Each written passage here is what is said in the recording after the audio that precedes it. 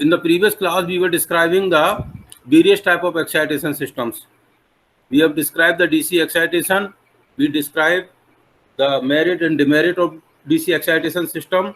Because of the sparking, because of the commutation, there is a loss of energy, and there is a lot of maintenance problem in DC excitation. That's why we move to the static excitation. At the same time, we develop the model of the both excitation system.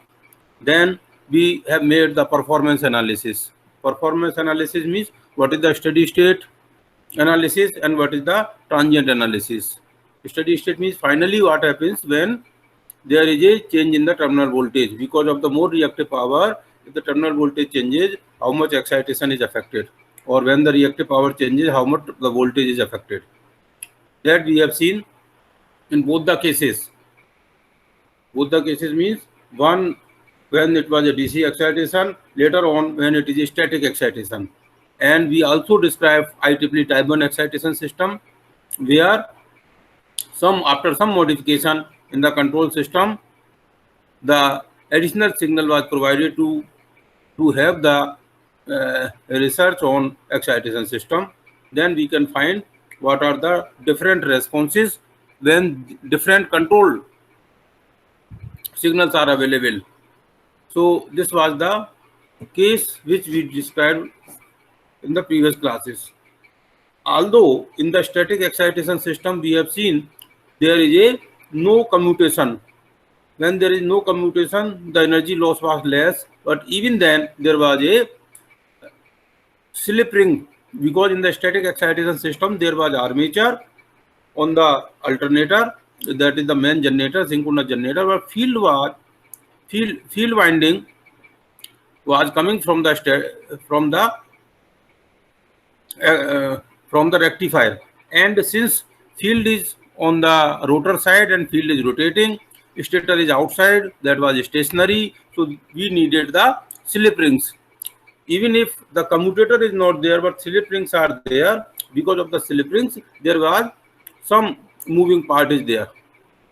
But now we will further remove that, and again now we will move to the completely brushless excitation system. So this is a brushless. When there is no moving part, there will be no sparking, no energy loss. No, it is a brushless type of excitation system. You see the figure. This is the main generator. This is the main generator. It is a main rotor here, and this field of this is coming, because when there will be field inside the rotor, and because of the field there will be magnetic flux. When it is rotating, they are rotating through the mechanical shaft. This is a mechanical shaft. This is a mechanical. It is a main exciter. It is a pilot exciter. All are 1, 2, 3. All are connected with the same shaft of the governor. Means they are connected through one shaft. This shaft is connected through the governor. Governor means outside engine. That may be any fuel based engine, hydraulic, it can be thermal, it can be nuclear, any system, anything may be there. And because of that the rotor is rotating, or this shaft is rotating, so this rotor is rotating. So when there is a flux, when this flux is rotating, here EMF is produced. This EMF, depending upon the load connected, it will give supply, it will give the power to the grid. Now, and our concern was when this field, the field is coming from here, and this field is coming from this main exciter. It is a main exciter. It is a DC machine. You see here, it is a field winding here. This is a armature winding here, and this armature is having, when armature rotating, armature is having armature winding, field is having field winding. So the field is north and south pole here. When this armature is rotating, induced EMF is produced here. But this induced EMF, what type of induced EMF will be there? It is a DC north pole and south pole. When this armature rotating, induced EMF will be the AC EMF is produced, and this EMF is produced. In case of a DC machine, what we do? In case of a DC machine, we connect a commutator here to convert into DC. But in this case, there is no commutator. Here it is a simple rectifier. With the help of the diode diode rectifier, this AC is converted into DC, and the DC current goes to the field winding of this armature. Okay.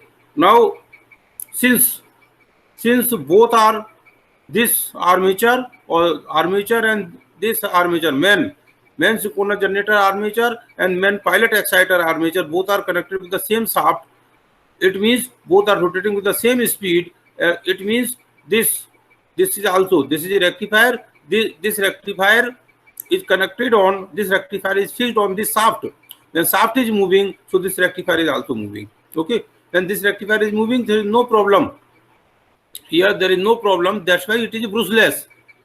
The field, otherwise, in case of static excitation system, you have seen, since this exciter, since this rectifier is outside and this is rotatory, that's why we needed the slip rings. But here both are moving. This is also moving. This is also moving with the same speed. So that's why.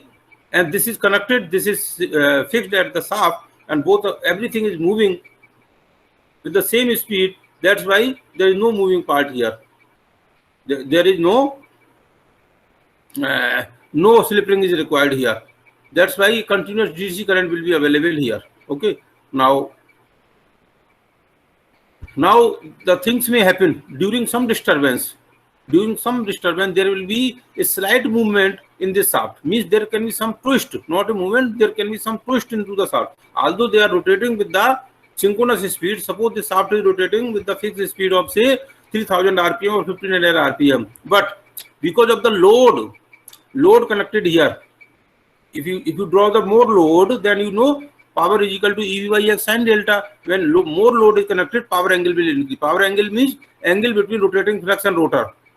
Rotating flux is inside here in the armature of the synchronous machine, and rotor is there. Because of the angle between rotor and rotating flux, because of the high load, there can be twist in the shaft. So there can be a twist in the shaft. Then what will happen if this winding, if this rectifier is very tightly coupled? Then there can be breaking of this wire. That's why some flexibility is left, because this twist can be. How much power angle is there? Power angle may be only 30 degree, 20 degree, 35 degree, not more than 50, 60 degree. So there can be this wire can be is left slightly flexible, so that even if 30 degree twist is coming into the shaft, it will not break. That's why this is the, in this way it is a brushless excitation. Now here, say, because of the more reactive power demand, the voltage may down. If the voltage become down, then what will happen? It will measure. It will be with the help of potential transformer. This is measured, then it is converted into DC. Then it is compared with the reference, whether it is per unit or not. If it is not per unit, the error signal after amplification, it goes to the error signal going to this firing control unit of this thyristor. This is the thyristor, not diode. It is shown, it seems to be diode, but actually there is some mistake. These are the thyristors. Now what they do is, you see this field current, the field current of this armature, the field current of this DC generator, because this is a main generator, synchronous generator, field is coming from this DC generator, and the field of the DC generator coming from here. This is permanent magnet type of generator, permanent magnet generator. It is a permanent magnet north and south, and it is rotating with that speed of the shaft. Because of the rotation of this, rate of change of flux here, induced EMF is produced here. This is again AC, and it is again converted with the help of thyristors. Rectifier, thyristor rectifier is converted to DC, and this DC goes into this. Now here, if the voltage goes down, then this voltage is compared, and this according to the signal, whether if it is per unit, 1 per unit, not. If it is a 1 per unit, if this voltage is 1 per unit, that this will be 0. So firing control unit will do nothing. But if this error voltage comes, according to this, it will do the firing of this. Means if voltage goes down, then firing angle will be such that conduction angle alpha will be reduced and conduction angle will increase. If conduction angle of this thyristor will increase, more current will flow into this. When more current flow into this here, more field, then more voltage here, because here voltage produced E is equal to K phi omega. If phi is more, then E will be more. When E will be more current of the main current will be more. So main current will be increased here. This when the main current will increase, main voltage will increase here. Okay. In this way, this excitation control, this brushless type of excitation system works, and this voltage is maintained as a 1 per unit. Okay. So is there any question in this working of the brushless excitation system? Yes. Is there? हाँ, इसमें कुछ पूछना है आपको? No sir. Okay. So this is a brushless excitation system. Now actual performance, as we have seen in the others, this is a type 2 excitation system, rotating rectifier. Rotating rectifier. This rectifier, this is being rotated. So this is that's why it is called rotating rectifier type. Here, this is called the IEEE type 2 excitation system.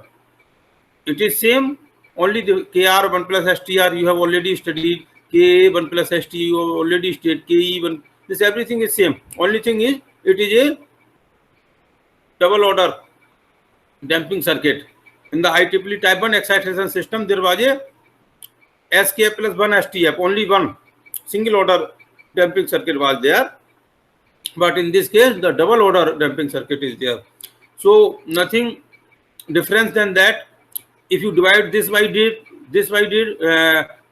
by VR, this will be one equation. If you divide this by this, there will be one equation. Here, if you divide this by this, another equation. From here, there will be one or two equations. In this way, after writing all these equations, the process is same.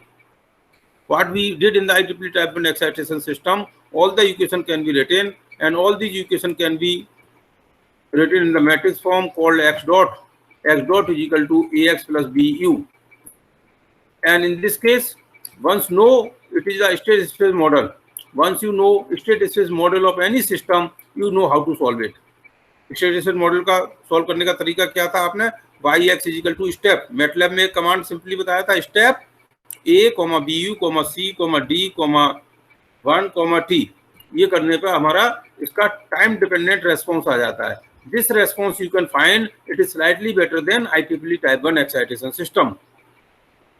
तो ये आपको बार-बार मुझे same चीज बताने की जरूरत नहीं है. आपको प्रोग्राम बताया हुआ है. प्रोग्राम में सिंपली आप वैल्यू पुट करें and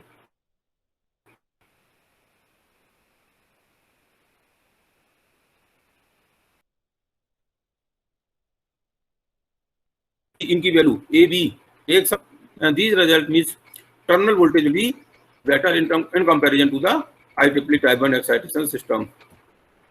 One more, this is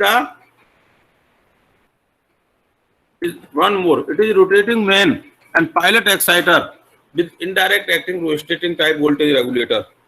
Here you will see it is again a DC type of. So far we have seen, first we have seen one DC excitation, self-excited DC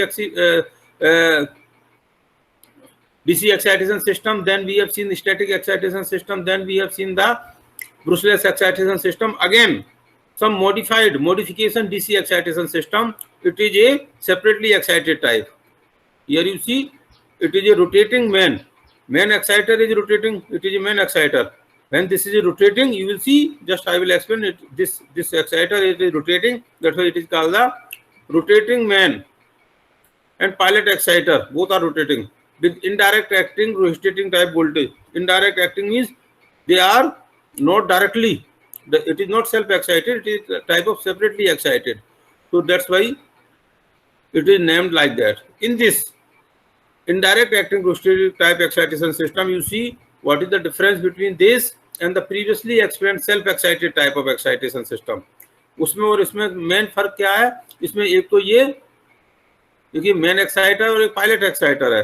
अगर आप पहले वाला देखेंगे study what we described, it was only this excitator, और इसी को directly यहाँ से देखिए यहाँ से signal आ रहा था, this signal was controlling this field winding, but here there is another means. देखिए as I told, the rating of this synchronous generator is very high. To run this we need an exciter. Although ideally exciter should not draw any power, but at least it will draw some power, say even if it is a 0.5% of power, because to produce the field ideally there is no need of active power, but practically there will be some power.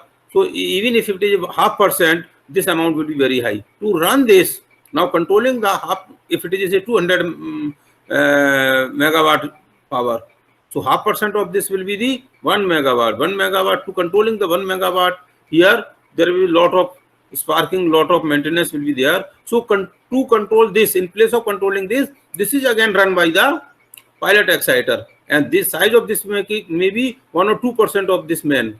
So 1% of 1% means 0.001. So power of this will be very less. Now another thing, this is one thing. Another thing is, here you see the working, how it works. This is a potential transformer. Say for example, if it is a AC generator, because of the more reactive power demand at the grid, this voltage is not maintained as a 1 per unit. अगर इसका voltage 1 per unit नहीं है, then what will happen? With the help of potential transformer, it will measure it. It will measure, and this accordingly this current goes into this. This current will either this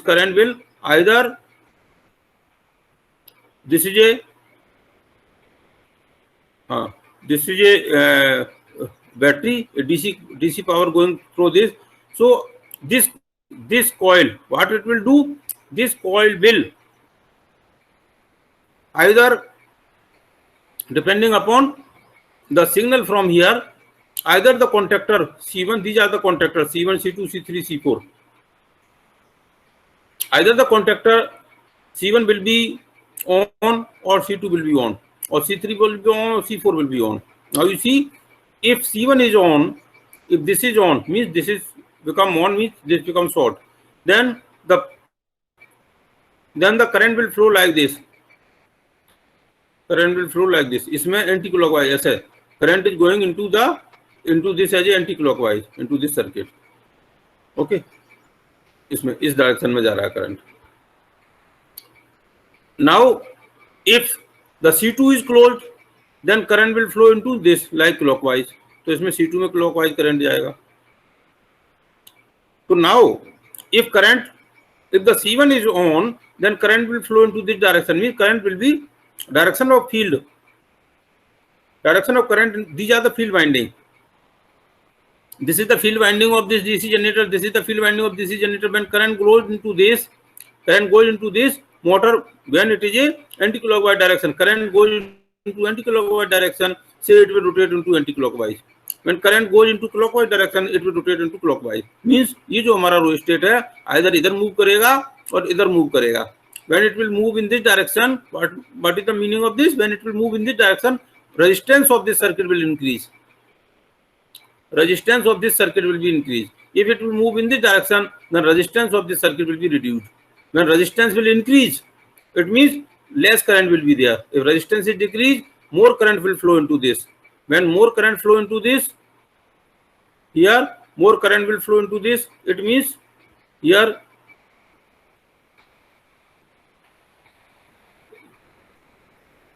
when more current means inside this, when the current is more, then voltage of this will be more, because voltage is equal to E equal to K phi omega. When current is less, voltage is less. So in this way, when voltage is less, accordingly this current will be less. When voltage is high, current will be voltage will be high, current will be high, voltage will be less, current will be less, and this current will cause this current. ये current क्या कर रहा है? Current pilot exciter का current इसके लिए field winding है, और इसका करंट इसके लिए फील्ड वाइंडिंग है. ये इसकी करंट इसके लिए फील्ड वाइंडिंग है. सो this.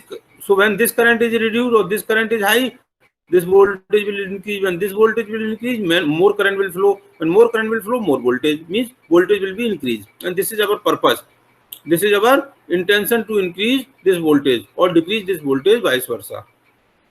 Now, what is the role of C3 and C4? These are the contactor. Now you see, in some process, say if the difference is high, if this voltage, if the voltage difference is less, means अगर ये 1 per unit की जगह suppose करिए voltage हमारा 0.95 है, if the voltage is 0.95, तो then these contactor 0.95 or 1.05, then these contactor will come into picture.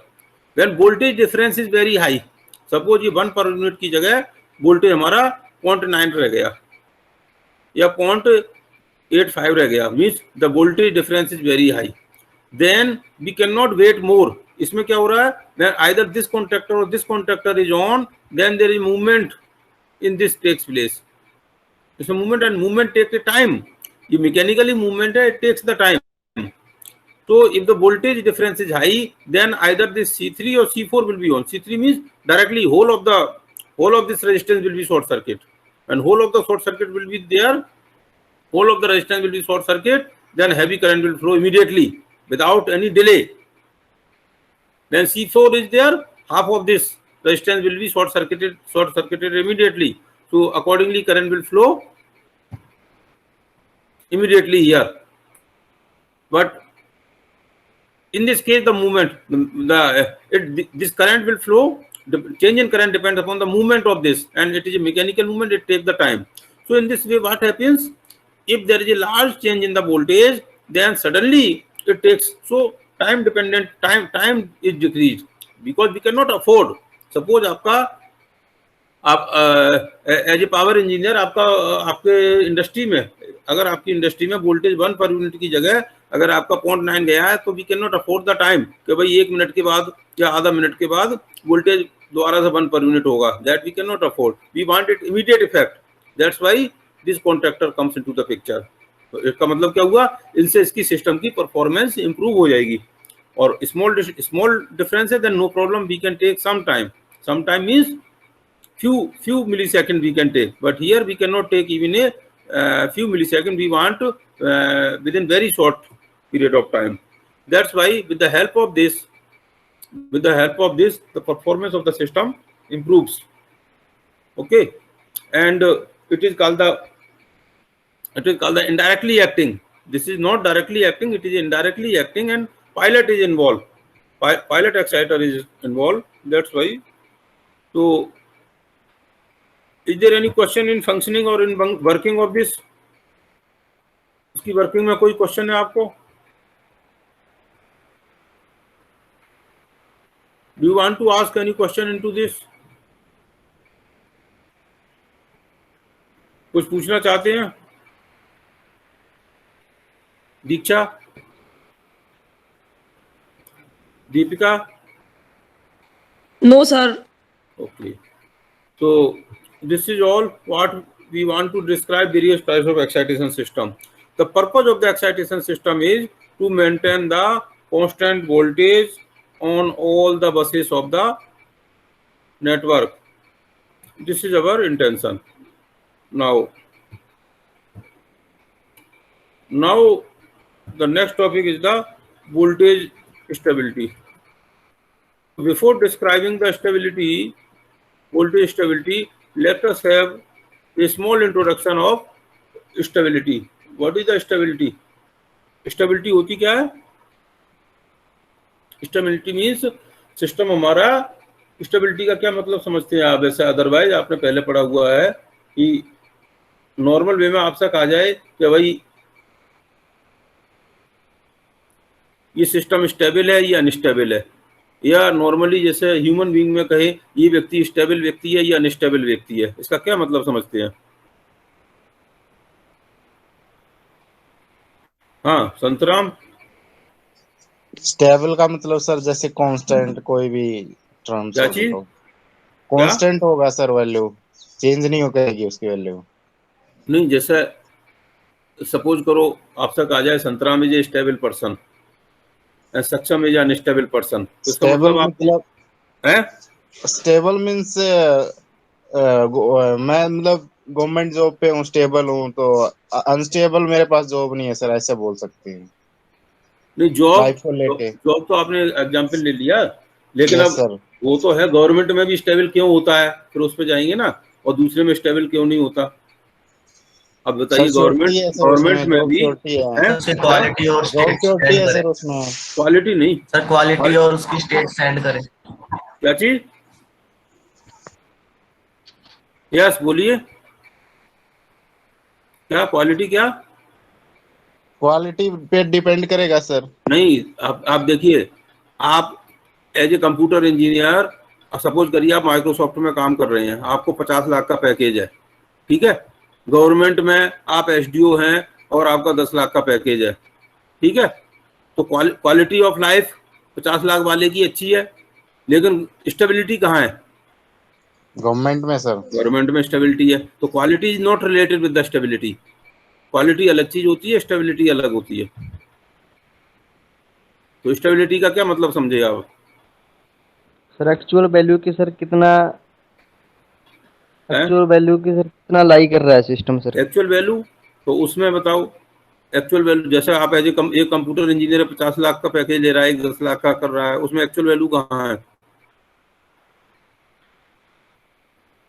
Stability का मतलब होता है कि जब आपकी जिंदगी में कोई डिस्टरबेंस आया तो उसको आप झेल के और नॉर्मल पोजीशन में दोबारा आ पाएंगे कि नहीं। गवर्नमेंट में आपका आपके घर में कोई प्रॉब्लम आ गई, आपको नौकरी से नहीं निकाला जाएगा, या इमीडिएटली आप बीमार पड़ गए तो आपको जैसे सर नौकरी पर करना। लॉकडाउन लगा हुआ है सर, इसमें हाँ, सर प्राइवेट तो में आपका जैसे सैलरी नहीं आ रही ना सर अभी टाइमली। है क्या है, जैसे सर लॉकडाउन में पेंडेमिक में हाँ प्राइवेट सेक्टर में अभी सैलरी का इशू चल रहा है, जैसे गवर्नमेंट हाँ सेक्टर में होगी तो मतलब कंटिन्यूटी हाँ, मतलब सैलरी स्टेबिलिटी का आएगी। मतलब, तो जनरल मतलब स्टेबिलिटी का ये निकला कि अगर आपकी जिंदगी में कोई डिस्टरबेंस आ रहा है, उस डिस्टरबेंस को आप इजीली ओवरकम करके दोबारा से ठीक नॉर्मल हो जाते हैं तो स्टेबल है।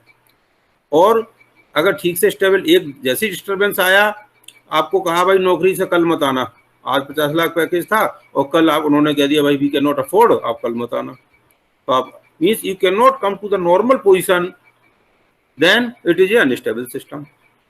तो इसीलिए ऐसे ही ऐसे ही मेंटली, ऐसे ही फिजिकली, जैसे मान लो कोई आदमी है, आपको थोड़ा सा किसी ने धक्का दे दिया, थोड़ा सा धक्का दे दिया एक छोटे बच्चे ने और आप गिर गए, मान लो एक छोटा बच्चा है 5 साल का और आपको एक धक्का दिया और आप गिर गए फिजिकली, तो क्या है, आप स्टेबल नहीं थे। और दूसरा एक व्यक्ति है जिसे 5 साल के बच्चे ने धक्का दिया और थोड़ा सा खिसका, 2 सेंटीमीटर खिसका, फिर दोबारा से ठीक हो गया, तो वो क्या हो गया, फिजिकली स्टेबल हो गया।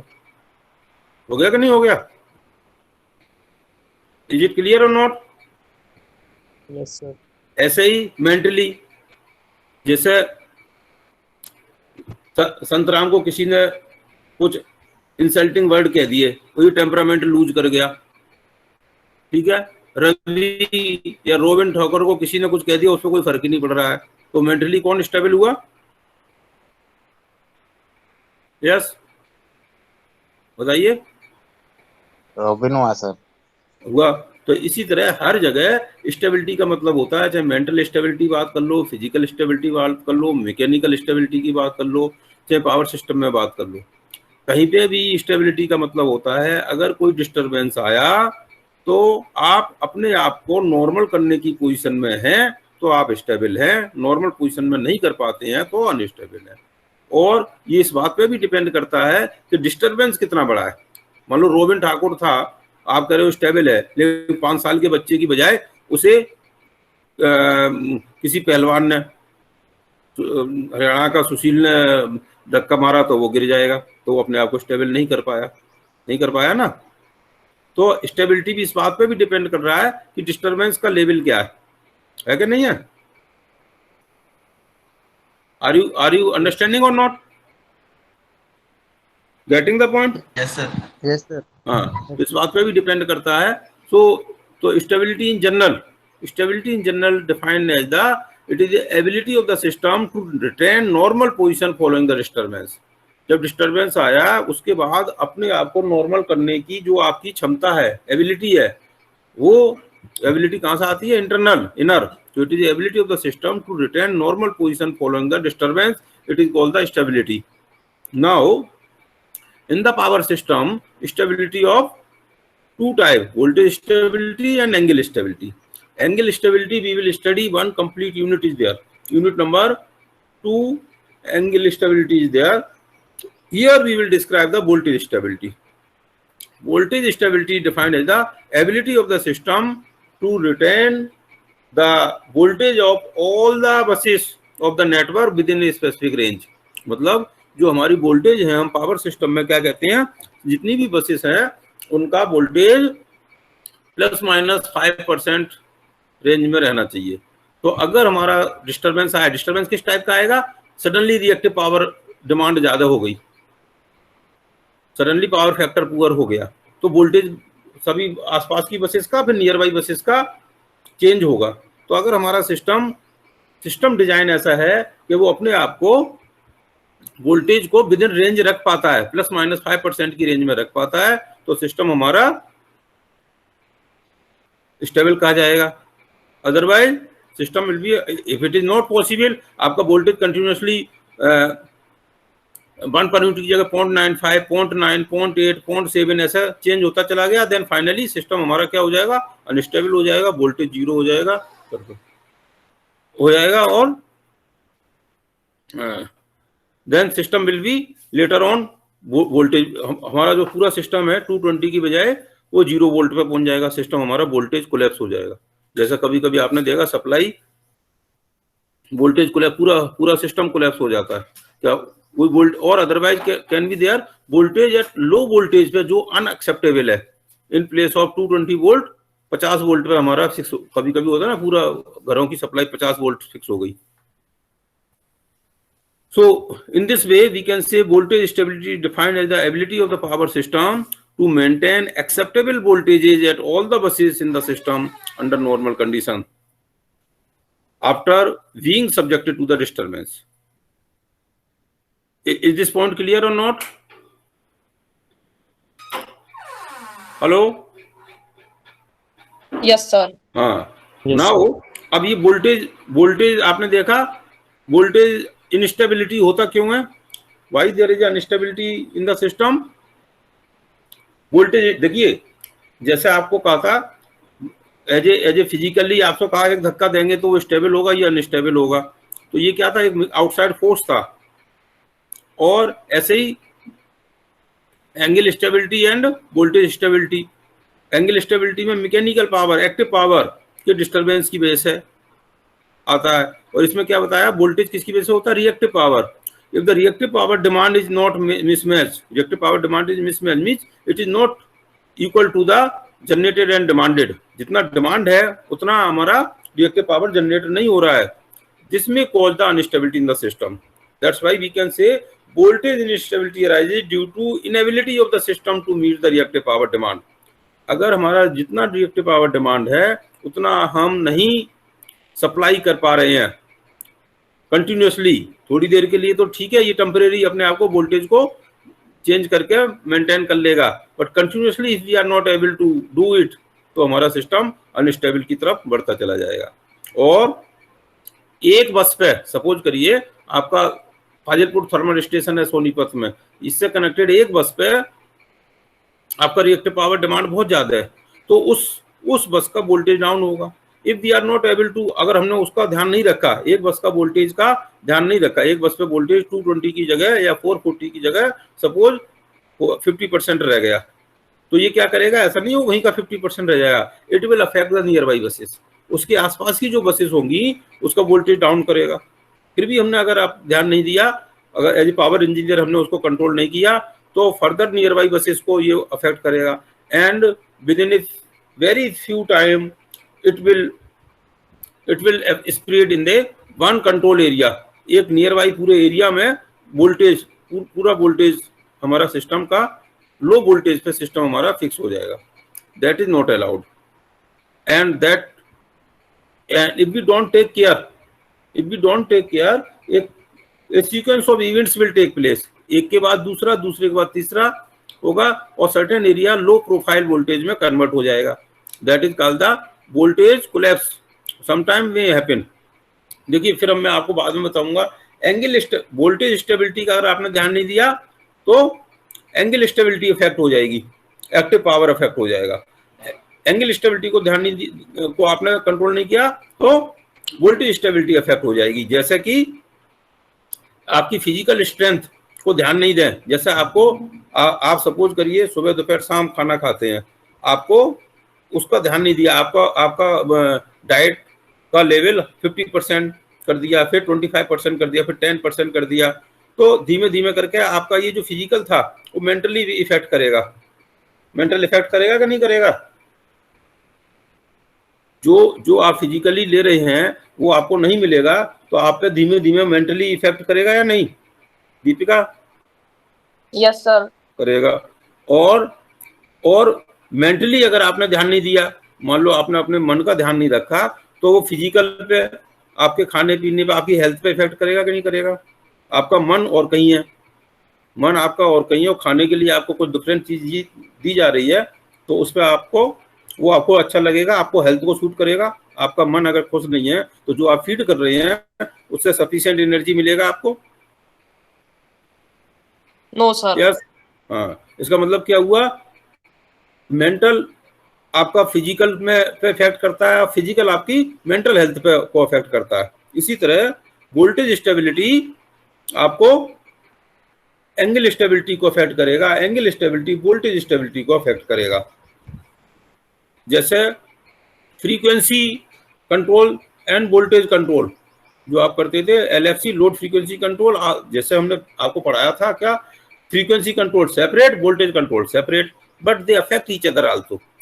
लेकिन मैक्सिमम 95% तो एक दूसरे से अफेक्ट नहीं कर रहे हैं. ऐसा नहीं होगा आज आपको एक स्वीट डिश नहीं मिला इमीडिएटली आपकी मेंटल स्ट्रेंथ डाउन हो जाएगा, लेकिन लॉन्ग टर्म में अफेक्ट करता है. तो इसी तरह जैसे एंगल स्टेबिलिटी जैसे हमने लोड फ्रीक्वेंसी सेपरेट पढ़ाया, एक्साइटेशन सिस्टम सेपरेट पढ़ाया, but they relate to each other also. Similarly angle stability and voltage stability relate each other also. तो इसको हमने डिटेल एनालिसिस करना है वोल्टेज स्टेबिलिटी और एंगल स्टेबिलिटी के बारे में, कैसे हाउ मच इट अफेक्ट्स, उसकी इक्वेशंस क्या हैं, उसको हम ठीक से स्टडी करेंगे. Any question you want to ask? इसमें कुछ पूछना चाहते हैं? No sir. No sir. हाँ, तो ये मैंने थोड़ा आपको मेंटल हेल्थ और फिजिकल हेल्थ के बारे में इसलिए बताया कि अब आपका कल सैटरडे को जो आपका स्ट्रेस मैनेजमेंट का क्लास लगेगा, ठीक है, एंड दैट स्ट्रेस मैनेजमेंट को कैसे आप as a power engineer, as an engineer how you will adopt it. और कोई भी सिस्टम की जब एनालिसिस करते हैं, जैसे हमने पावर सिस्टम को हमने परफॉर्मेंस एनालिसिस किया है, परफॉर्मेंस एनालिसिस किया, इसको मैटलैब के थ्रू सॉल्व किया, इक्वेशंस लिखा, तो क्या परफॉर्मेंस एनालिसिस हम मेंटल हेल्थ और फिजिकल हेल्थ की भी कर सकते हैं कि नहीं कर सकते हैं?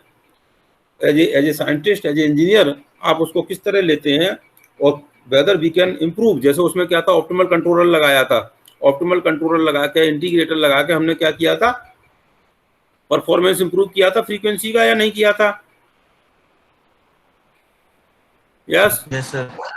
हाँ, तो क्या हम जो हमारी एज ए ह्यूमन वैल्यूज, अगर हमें कोई सर्कमस्टेंसेस आते हैं, डिस्टर्बेंसेस आते हैं और हमारी मेंटल हेल्थ अफेक्ट करती है, तो क्या हम कोई कंट्रोलर लगा के, कंट्रोलर किस टाइप का होगा that is a different issue, क्या हम उसको कंट्रोल कर सकते हैं कि नहीं कर सकते हैं? यही सब स्टडी हम उस जो हमारा सब्जेक्ट है स्ट्रेस मैनेजमेंट वही होगा, उसको हम वहाँ स्टडी करेंगे. Okay okay sir. हाँ, should I close this? Sir state space model निकालना बता दो एक बार. क्या चीज? State space model. State space model कैसे डेवलप करते हैं? Yes sir. Sir without MATLAB. Without MATLAB कैसे सॉल्व करते हैं, कैसे डेवलप करते हैं? Yes sir. कैसे निकालेंगे जो इक्वेशंस आएंगी? अच्छा, मतलब स्टेट स्पेस मॉडल कैसे बनाया, x dot is equal to A x plus B u कैसे आया, ये पूछना चाह रहे यस हो सर, आप, या x yes dot sir. Plus x dot is equal to A x plus B u को सॉल्व कैसे करें, ये पूछना चाह रहे हैं? सर हम उसको सोल्व कैसे करेंगे सर? जैसे बस्ट बुक एक्साइटेशन सिस्टम में 4 इक्वेशन बनाई थी ना सर आपने, हाँ हाँ। सर वो 4 इक्वेशन कैसे आई वो बता दो। अच्छा, इक्वेशन कैसे आई? अच्छा, यस सर। तो ये आप क्लास में थे नहीं क्या जब बताया था? फिर सर लेकिन आपने बोला था कि मैटलैब से कर लेना। नहीं नहीं नहीं नहीं, मैटलैब से तो सॉल्यूशन बताया था, आप इसे सॉल्व करेंगे मैटलैब से, लेकिन इक्वेशन कैसे आएंगी ये थोड़ी मैटलैब से बताया था। इक्वेशन कैसे आएंगी ये नहीं मैटलैब से बताया, मैटलैब में तो कैसे सॉल्व करेंगे ये बताया था। देखिए, जैसे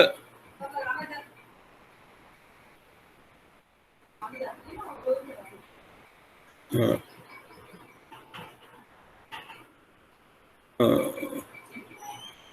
ऊपर है सर, ऊपर है सर, नीचे सर, अब नीचे। ये यही है block diagram of bootstrap yes excitation sir, system. ये इसको समझ आ गया देखिए सर। क्या, हाँ क्या किया था, इसकी इक्वेशन लिखना है तो V F by V R, पहले तो ये अगर इस टाइप का है तो इसको सॉल्व करेंगे एक बार इसे। सर ये भी हो गया सर। सर नीचे है? जो 4 इक्वेशन आई है ना लास्ट में, 4 इक्वेशन जो है सर वो बता दो। हाँ, ये इसी से तो आया, ये इक्वेशन 4 इक्वेशन, ये हाँ सर ये बता दो। ये कैसे आई ये बता रहा है, ये यस इक्वेशन सर। कैसे, हाँ तो यही तो बता रहा हूँ। देखिए ये, इसको V F by V R, पहले तो इसको सॉल्व करेंगे, G S oblique 1 plus G S H S, okay, G S oblique 1 plus G S H S, इसे सब सॉल्व करेंगे तो ये आएगा 1 by K E plus S E dash plus S T, ये आएगा। तो अब लिखेंगे V F by V R is equal to this, V F by V R is equal to this, V F by V R is equal to this. तो V F, अब इसको V F को ये 1 by V F by V R is equal to 1 by, आ गया ना, taking numerator on another side, तो ये V F into this is equal to V R, और V K E V F S E dash V F plus S, यहाँ आएगा S T, तो S means, S क्या होता है, D by D T, S is the D by D T means differentiation of V F, तो ये V F dot आ जाएगा, एक इक्वेशन आ जाएगी V F dot plus something V F plus something then equal to V R, इस type की equation आ जाएगी, ये वाली इक्वेशन आ जाएगी। फिर बताऊं दोबारा, आप सर समझ नहीं आया। अब देखिए, जब तक पेन पेंसिल लेके नहीं बैठेंगे ना, केवल स्क्रीन पे बैठे रहेंगे तब नहीं होगा, पेन पेंसिल लीजिए और this divide by this is equal to ये लिखें। यस सर, कर लिया sir. This divide by this is equal to ये लिखेंगे, और उसके बाद न्यूमरेटर डिनोमिनेटर दूसरे साइड में ले जाएंगे, एस, एस का मतलब डी बाई डी टी लिखेंगे, तो इक्वेशन अपने आप आ जाएगी, इक्वेशन अपने आप आ जाएगी। ऐसे ही नेक्स्ट ब्लॉक में सारी इक्वेशन आती जाएंगी। फिर ये ऐसे, हाँ यस, इक्वेशन आएगी सर इससे। पार्डन सर जो आपने फर्स्ट वाली इक्वेशन आएगी, हाँ दोबारा बोलिए। जो फर्स्ट इक्वेशन जो ये फर्स्ट इक्वेशन आएगी। हेलो, हाँ, एक पहले ब्लॉक में फर्स्ट इक्वेशन आएगी, फिर नेक्स्ट ब्लॉक लेंगे तो ये इक्वेशन आएगी, ऐसे 4 इक्वेशन, जितने ब्लॉक होंगे इतनी इक्वेशन आएंगी। ये 1 2 3 4 है तो 4 इक्वेशन को मैट्रिक्स फॉर्म में लिखेंगे तो ये आ जाएगा। खुद करके देखिए, आपके पास बुक है कोई या नहीं है? हेलो, नहीं सर नहीं, उसमें हाँ सर बुक ये है या नहीं है आपके पास? बुक तो बट उसमें ये है नहीं। क्या सर बुक है नहीं है। हाँ, बिना बुक के कैसे, बुक तो आपको होना ही पड़ेगा ना, बुक रखिए, बुक के हिसाब से इसे सॉल्व करिए, नहीं समझ में आता है तो पूछिए। आप किसी न किसी में रेफरेंस आप स्टडी करेंगे तभी तो पता लगेगा, या आप पेन पेंसिल लेके बैठिए और ये नोट्स खोल लीजिए जो मैं बता रहा हूँ, इससे भी हो जाएगा। ओके।